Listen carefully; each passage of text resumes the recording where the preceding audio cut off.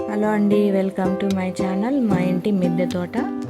మీరు చూస్తున్న ఈ మొక్క పేరు మిర్చి మందారం అండి.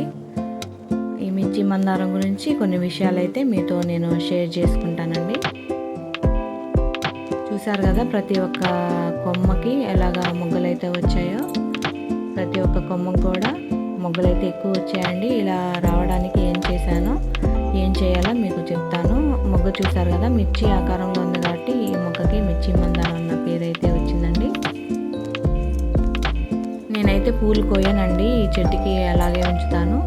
నేను ఈ చెట్టు తీసుకొని 1 year అవుతుందండి. నేనైతే ఒక చిన్న కుండీలో మాత్రమే పెట్టుకున్నాను. పూలైతే చాలా బాగా వస్తాయండి, రోజు వస్తూనే ఉంటాయి. చూడండి పూలైతే ఎంత చక్కగా ఉన్నాయో. నేనైతే ఈ కుండీలో అయితే పెట్టుకున్నానండి మొక్కని. ఎవరైనా ఇంట్లో పెంచుకోవచ్చండి, దీన్ని నేలలో వేసే పని లేదు.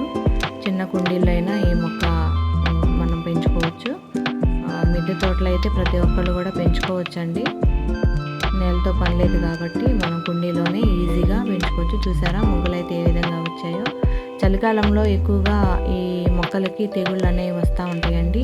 పిండి నల్లి వస్తుంది, ఆ తర్వాత పేనుబంక అనేది వస్తూ ఉంటాయండి.